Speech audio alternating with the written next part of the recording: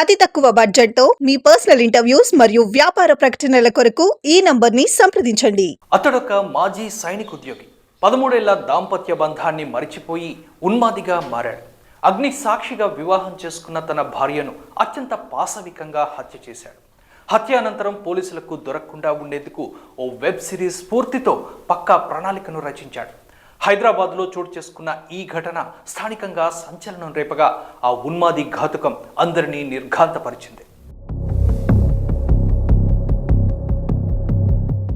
ప్రకాశం జిల్లా రాచర్ల మండలం జేపీ చెరువుకు చెందిన గురుమూర్తి వెంకటమాధవికి 13 ఏళ్ల క్రితం వివాహమైంది. ఇద్దరిది ఒకే ఊరు కావడంతో దగ్గరి బంధుత్వాలు ఉన్నాయి. 3 ఏళ్ల క్రితం సొంతూరు వెళ్ళినప్పుడు గురుమూర్తి అక్కడ ఒక యువతితో ప్రేమ వ్యవహారం నడిపాడు. ఇది ఆమె కుటుంబ సభ్యులకు తెలియడంతో వారు అతడికి దేహశుద్ధి చేశారు. పెద్దల సమక్షంలో పంచాయతీ చేసి మాధవి కుటుంబ సభ్యులు సర్దుబాటు చేశారు. భర్త చేసిన పనితో ఊర్లో తన పరువు పోయిందని మాధవి, భార్య తరపు కుటుంబం కారణంగానే తాను గ్రామానికి వెళ్ళలేకపోతున్నట్లుగా గురుమూర్తి బాధపడేవారు. ఈ విషయమై ఇద్దరు తరచూ గొడవ పడుతూ ఉండేవారు. ఈ ఏడాది సంక్రాంతి పండుగకు మాధవి తమ ఇద్దరు పిల్లల్ని పుట్టింటికి తీసుకెళ్ళింది.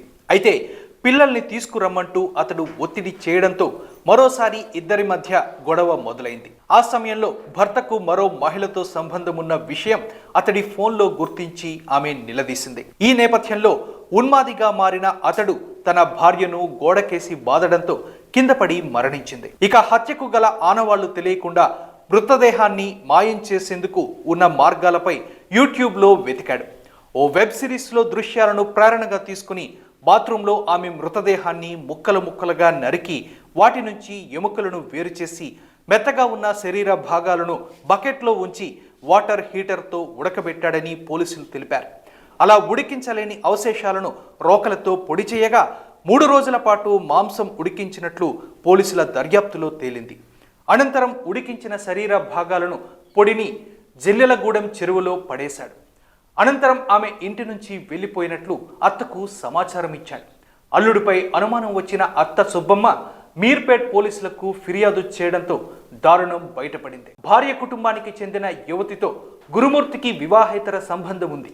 ఆమెను పెళ్లి చేసుకోవాలనే ఆలోచనతోనే అతడు భార్య అడ్డు తొలగించుకోవాలని ఈ పథకం వేశాడని పోలీసులు వెల్లడించారు.